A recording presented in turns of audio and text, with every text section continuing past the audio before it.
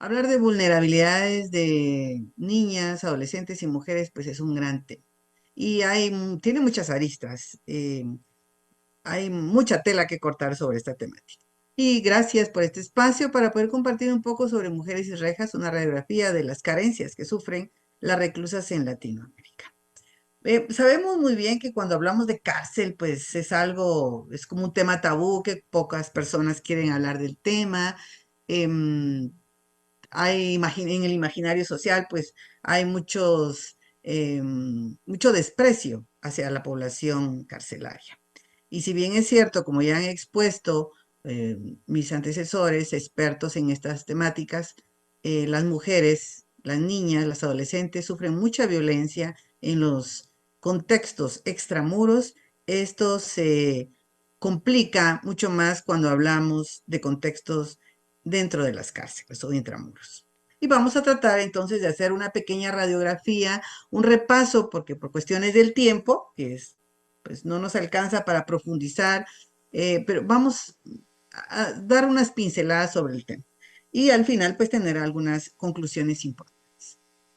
Se calcula más o menos que del 100% de personas privadas de libertad en el mundo, el 92% son hombres y un 8%, quizá un poco más, son mujeres. Pues ese dato mm, es alentador en cierta manera si vamos a hablar de las mujeres.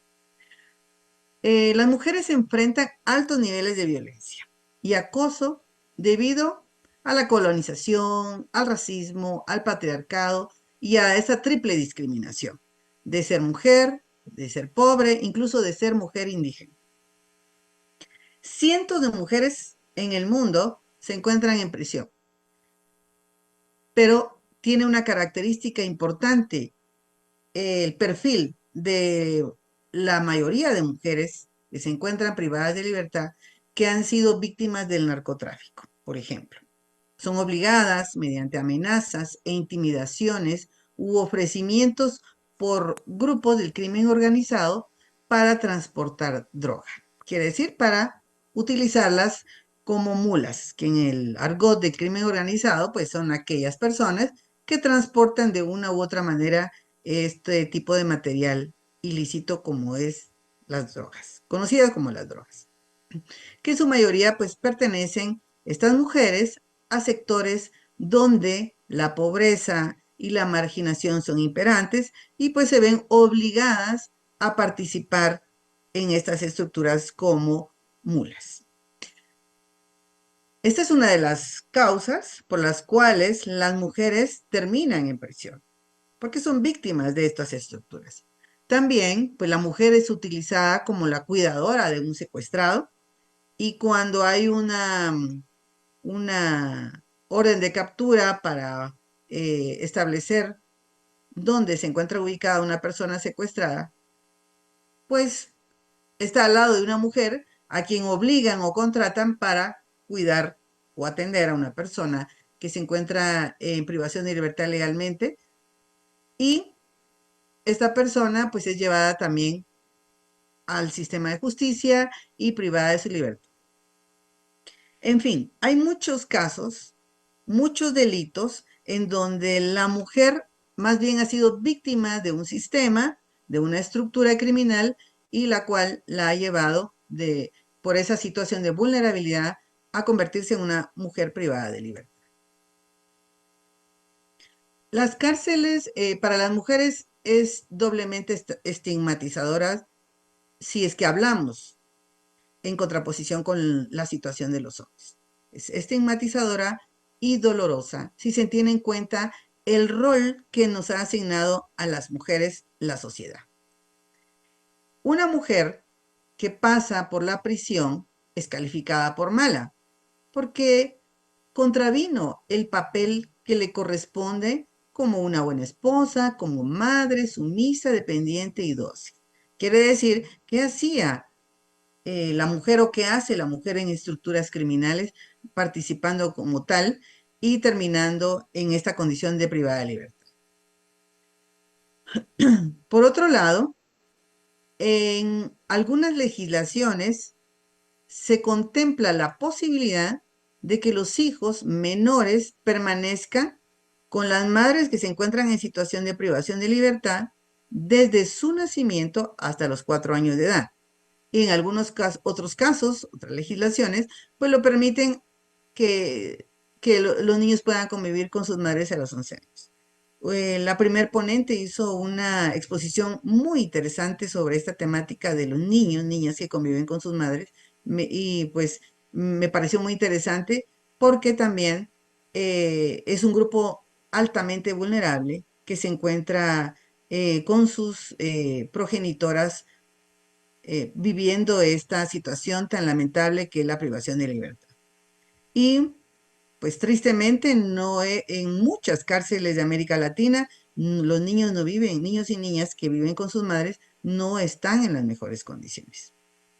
La visita íntima también es una situación o más bien un derecho que tienen las personas que se encuentran privadas de libertad y que en las mujeres, si bien es cierto, no está formalmente negado, pero no se implementan las condiciones para que se cumpla. Regularmente, la visita conyugal en los centros de privación de libertad está más reconocido, existen las condiciones para que la población de hombres pues la pueda eh, gozar. Sin embargo, en el caso de la población femenina de mujeres o de mujeres privadas de libertad, pues eh, es un derecho que casi no se cumple. Otra grave violación a los derechos sexuales y reproductivos también es la falta de una atención médica especializada. No existen en los centros de privación de libertad de mujeres médicos, ginecólogos o los pediatras que puedan atender a los hijos, hijas de las mujeres que viven en condiciones de privación de libertad, puesto que no es una necesidad que, que la atiendan todos los centros de privación de libertad. En el caso de Guatemala, por ejemplo, hay, de hecho, incluso hay médicos generales que atienden a toda la población y atención especializada para la población femenina es casi nula. Y pues, ¿qué decir de los niños que conviven con ellos?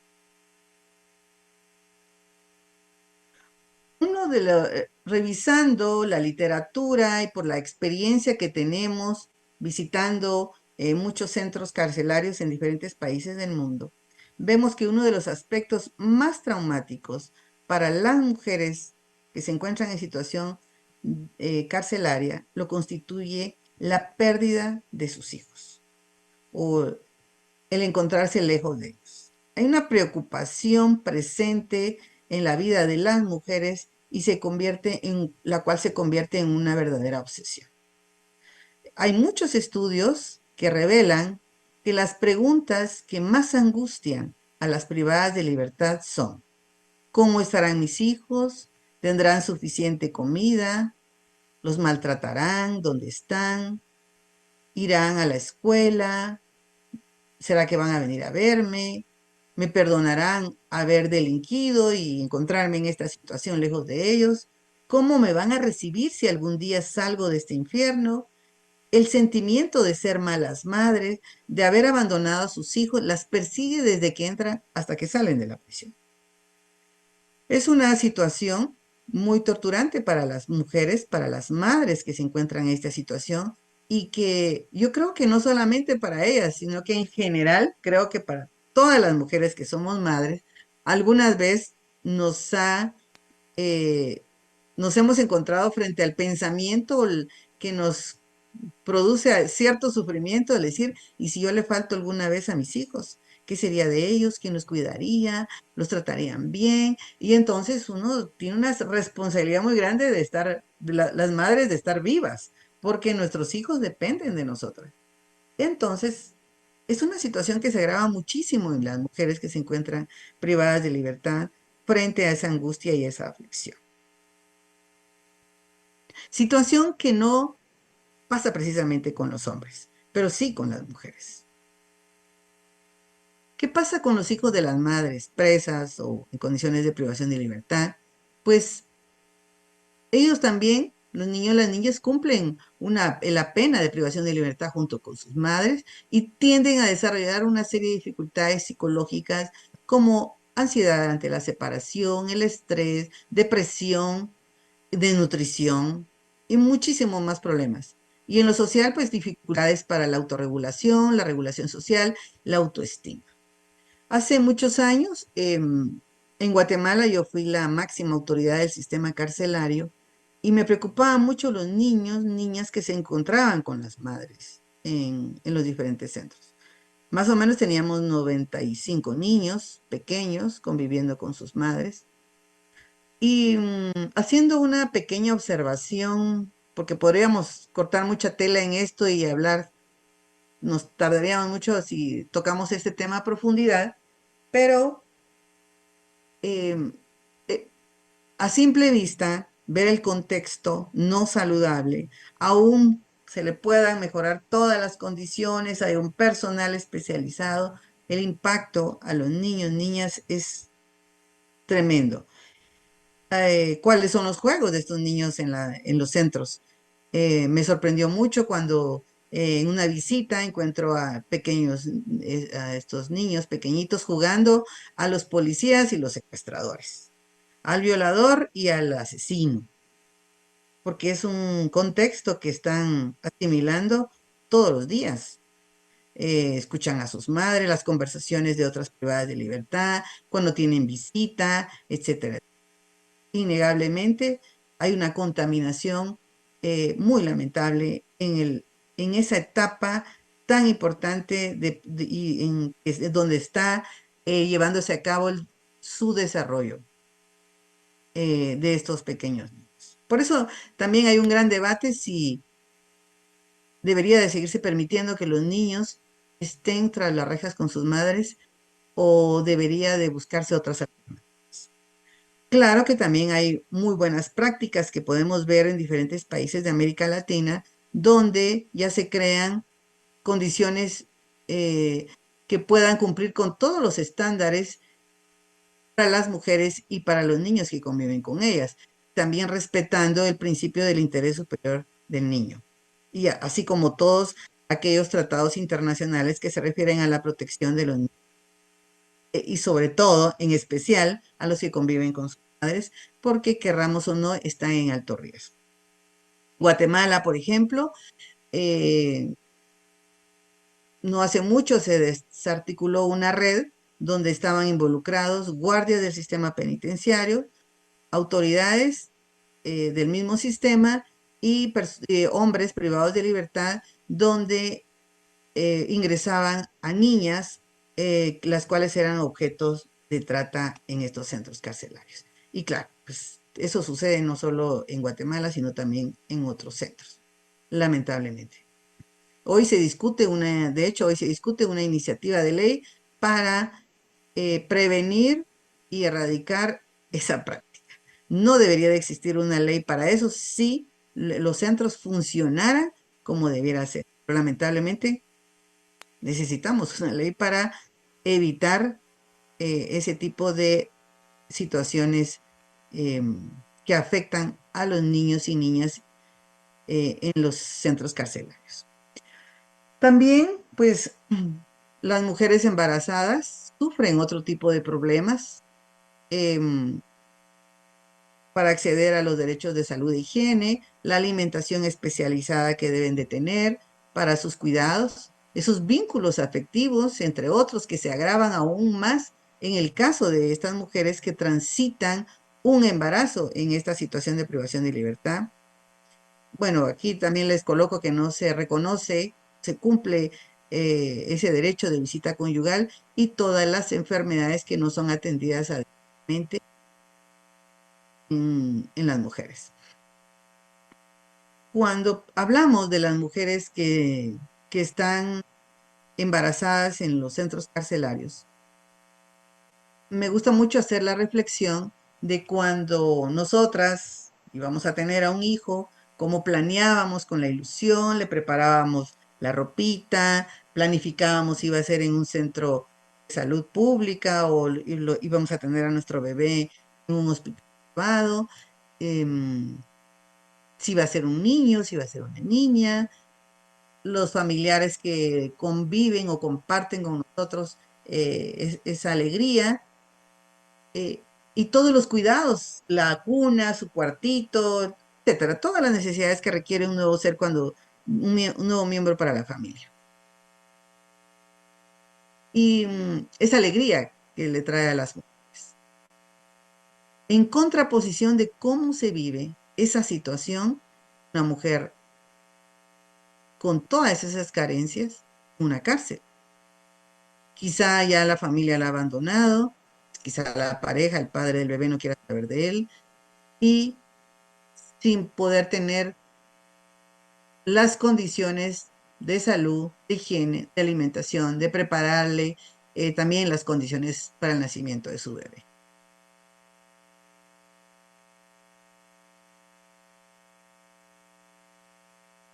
En general, pues existen em, muchas aristas en las cuales podemos observar el sufrimiento de las mujeres en condiciones de privación de libertad, como es las mujeres también de la tercera edad. Las mujeres que tienen enfermedades terminales, las que padecen diabetes, las que han sido abandonadas por su pareja, sus familiares. Las mujeres indígenas también se agrava aún más. En el caso de Guatemala, pudimos encontrar algunas mujeres indígenas que no hablaban el español, solamente su idioma materno, y no podían convivir con otras privadas de libertad. Lamentablemente se reproduce también el racismo y la discriminación hacia poblaciones indígenas, que en un centro carcelario encontramos a unas mujeres indígenas que las demás privadas de libertad las dejaban durmiendo literalmente en el piso, no les daban acceso a una cama, a una litera, y tampoco a la cocina, sino que ellas cocinaban, armaban su fuego en la tierra, en el suelo, y dormían literalmente en el suelo. Y hay muchas cosas más que se desarman en la vida de una mujer indígena, como la pérdida de sus trajes, de su traje tradicional, porque la familia la deja de visitar, ya no le provee. Yo en una ocasión conocí a una mujer indígena que me dijo que ya no tenía, que estaba perdiendo su vestimenta tradicional y que solamente conservaba un traje, y que ese traje lo lavó y lo guardaba celosamente el día que ella pudiera salir libre de prisión o que le dieran el permiso para tener una visita conyugal guardaba celosamente su traje. También el tema de la espiritualidad, la práctica de la espiritualidad de las mujeres indígenas que la pierden, también lo relativo a la gastronomía. En el caso de Guatemala, por ejemplo, que existen 22 comunidades lingüísticas pertenecientes al pueblo maya, tienen su propia gastronomía, su propia vestimenta, la práctica de su espiritualidad. O sea, para muchas mujeres indígenas que se encuentran en condiciones de privación de libertad se pierden, porque es un elemento que el Estado, a través de la Dirección del Sistema Penitenciario, pues no lo observa, no lo toma en cuenta. Y luego al final, ¿qué pasa? ¿Cómo recibe la comunidad cuando esta mujer sale libre y cómo la recibe, cómo se inserta nuevamente a una comunidad? Más muy importantes que no han sido estudiados y que no han sido abordados en el caso de las mujeres. También hay una sobrepoblación y hacinamiento. Hay centros carcelarios que tienen 300 de hacinamiento. Tal es el caso, por ejemplo, de las cárceles de los centros carcelarios de Guatemala y otros países. Nos enfrentamos a sobrepoblación y hacinamiento. No escapa también el tema de la prostitución, que muchas mujeres son víctimas de la prostitución, de la trata. La no separación de espacios de mujeres con diferentes condiciones, pues cuando hablamos de las mujeres indígenas, de las mujeres de la tercera edad, que padecen enfermedades terminales, etcétera, etcétera. Todo esto porque no existe o porque hay una ausencia de políticas penales y penitenciarias con enfoque de género.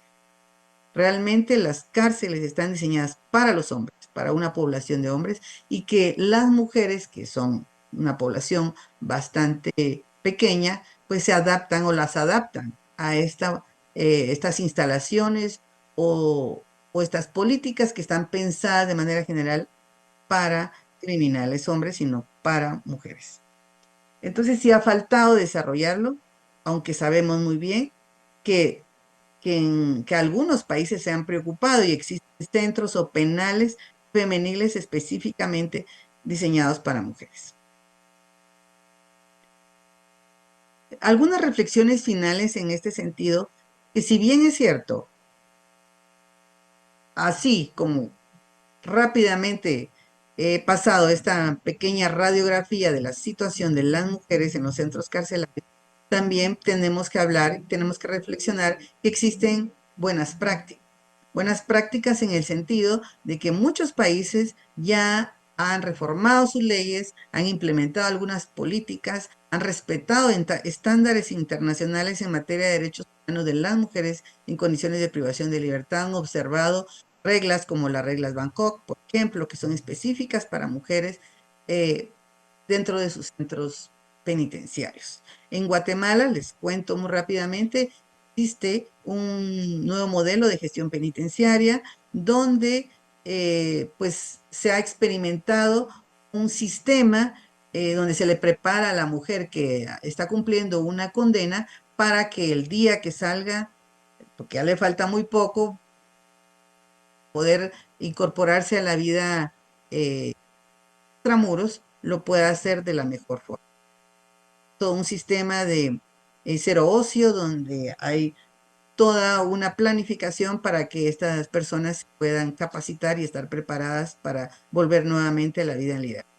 Recientemente, hace pocos días, algunas se graduaron ya de la universidad, otras han sacado una carrera de bachillerato, algunas han terminado la primaria, hay centros de capacitación que las están formando en belleza, en hacer uñas, etcétera, etcétera, para que las mujeres estén preparadas y también hay alianzas con empresas que las están capacitando, que de alguna manera va a haber un compromiso para que ellos les puedan dar trabajo cuando ya estén en la vida. Como así también, pues existen otros centros donde ya han preparado las condiciones para atender a los niños y respetarles todos sus derechos y darle las condiciones que también ya existen en diferentes países de América Latina. El tiempo es muy corto, me encantaría profundizar y hablar más del tema, pero me siento muy agradecida por darme este espacio, compartir con ustedes y estoy a las órdenes y gracias, gracias. También estoy aprendiendo mucho con ustedes.